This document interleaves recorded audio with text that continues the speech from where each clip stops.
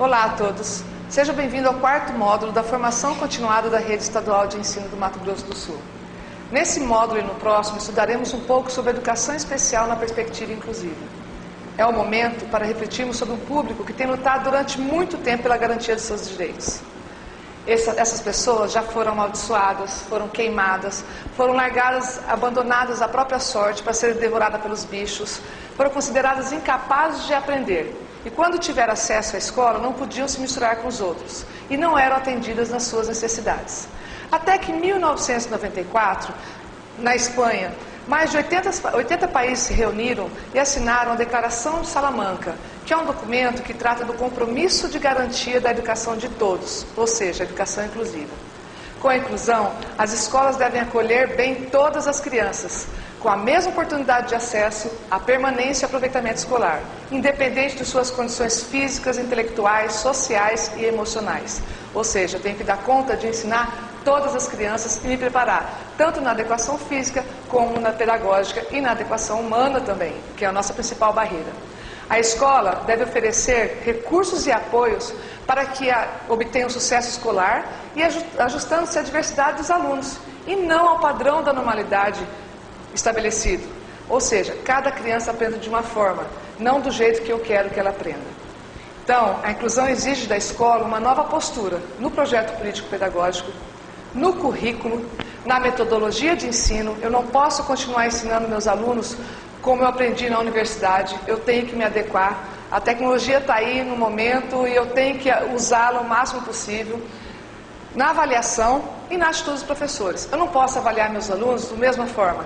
Cada um aprende de uma forma. Eu posso avaliar diariamente, processualmente. Então, quem ganha com a inclusão? Alunos com deficiência aprendem melhor e mais rapidamente, pois eles se espelham nos colegas, que pode contar com ajuda e também pode ajudar o outro. E aprende também a lidar com as próprias dificuldades e a conviver com outras crianças. Os alunos sem deficiência aprendem a lidar com as diferenças individuais, a respeitar os limites e o ritmo dos outros, a partilhar processos de aprendizagem e a utilizar os recursos que são destinados às pessoas com deficiência. E qual é o seu papel, professor? Valorizar as diferenças, acreditar no aluno. Se você não acreditar, ele não vai aprender. Eu tenho que conhecer o que meu aluno está trazendo de casa, ele tem uma experiência de vida. Eu tenho que saber onde está a dificuldade de aprendizagem dele. E a partir daí, investir em mudar minha prática pedagógica. O papel do professor também é acreditar e valorizar as potencialidades. Eu tenho que valorizar a potencialidade do aluno. Todo aluno é capaz. E onde está essa potencialidade dele? Valorizar o cooperativismo. Um aluno aprende com o outro. Às vezes eu fico ensinando, ele não consegue aprender. E uma palavra que o outro amigo diz já consegue fazer com que ele aprenda. Né? Eu tenho que mudar a minha metodologia. Hoje o professor não pode dizer que não tem mais formação para atender o aluno. Não é mais desculpa. Não é? Eu aprendi de uma forma diferente. Quando eu estava na universidade, o currículo era diferente. Eu fui preparada para atender um aluno que aprende como qualquer outro. E não é bem assim a nossa realidade. Nós temos uma diversidade muito grande dentro da sala de aula. E eu tenho que atender toda essa diversidade. A escola não pode recusar a matrícula do aluno. Segundo o artigo federal, o artigo 8º da Lei Federal 7.853 de 89, o texto diz o seguinte: é crime punível com reclusão de 1 a 4 anos e multa recusar, suspender, cancelar ou fazer cessar sem justa causa a inscrição do aluno em estabelecimento de ensino de qualquer curso ou grau, público ou privado, porque tem deficiência. Então, se eu recusar a matrícula, eu estou sujeito a 4 anos, 1 a 4 anos de multa ou reclusão, a ser preso. Qual é o único argumento que me livra, que faz com que eu não aceite a matrícula desse aluno? Não ter mais vaga, nem para esse aluno, nem para nenhum outro. Aí eu posso recusar essa matrícula, certo?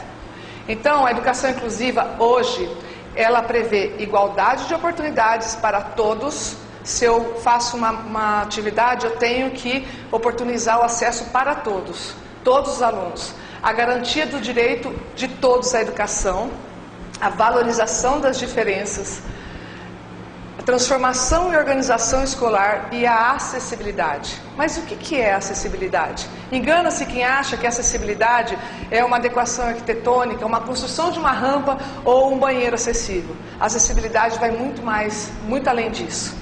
Então, uma das nossas principais barreiras é a acessibilidade atitudinal, porque quando eu tenho meu preconceito, eu não consigo atender aquele aluno, porque eu não acredito nele, eu não consigo ter o contato com ele, eu não consigo vê-lo, certo? Então, eu tenho que mudar os meus paradigmas, mudar os meus conceitos, mudar os meus valores, porque o aluno está ali, e eu sou professor, eu tenho que atender a todos os alunos. A adequação arquitetônica é necessária, é urgente, porque eu tenho que ter um banheiro para que o meu aluno com deficiência física possa utilizar, e não atendê-lo fora do banheiro ou em outro espaço. Certo? As escolas estão se preparando para isso. E hoje, não só a escola tem que ser acessível, todos os espaços públicos. Se eu vou a algum lugar e eu não consigo entrar, não sou eu que tenho deficiência, é o espaço que é deficiente. Certo? Na comunicação hoje, já tem uma porcentagem que os programas têm que ter tradutores intérpretes, tem que ter audiodescrição, que é para os cegos. Só que pouquíssima, porcentagem pequena. Só eu tenho que disponibilizar isso, tanto para os surdos como para o cego. E acessibilidade, gente, não é só para as pessoas com deficiência. Acessibilidade são para gestantes, para os idosos e para aqueles que têm mobilidade reduzida, permanente ou temporariamente. Se eu quebrar minha perna e tiver que entrar na minha escola, eu posso entrar? Como que é a sua escola hoje? Ela está acessível? A sua sala de aula é acessível? A sua aula é acessível? Porque se eu estou determinando, dando um conteúdo, esse conteúdo tem que ser acessível para todos. Como que eu faço para que todos os alunos participem? É difícil? É difícil. É possível? É possível. Então, a quem se destina hoje a educação especial?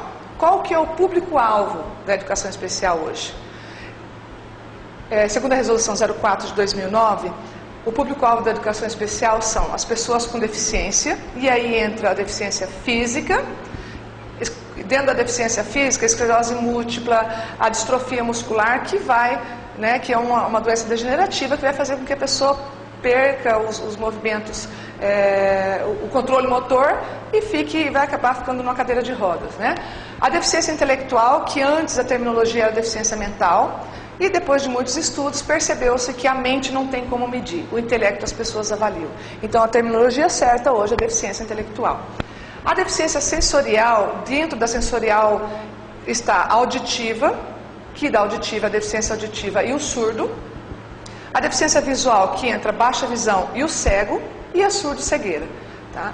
E também tem o transtorno global de desenvolvimento, que entra o autismo, síndrome de Rett, síndrome de Asperger e as altas habilidades de superdotação. No decorrer desse vídeo, nós vamos abordar um pouquinho de cada uma, até para vocês terem um pouquinho do conhecimento, para tentar ajudar a identificar quem é o seu aluno, quem você está atendendo. Terminologia. Como eu chamo essas pessoas que têm deficiência? Primeiro, pelo nome, certo? Depois, eu vou dizer que a pessoa tem deficiência sim, sem medo, tá? Então, ela não é portadora de deficiência, porque eu porto um documento, eu porto minha bolsa, eu porto meu óculos, eu deixo de portar a hora que eu quero. A deficiência é minha, faz parte de mim. Então, eu não tenho que dizer que eu sou a pessoa com deficiência, mas antes disso, é a pessoa que tem as vontades, que tem os valores e que tem a identidade dela. Então, ela tem um nome. Então, vamos tratar pelo nome, certo? E quando vocês falarem do surdo, não falem mudo. A pessoa não é muda. A pessoa surda é surda, ponto. Ela só não fala porque ela não escuta. E temos muitos surdos que são oralizados e falam. Mas isso depois será abordado na área da deficiência auditiva.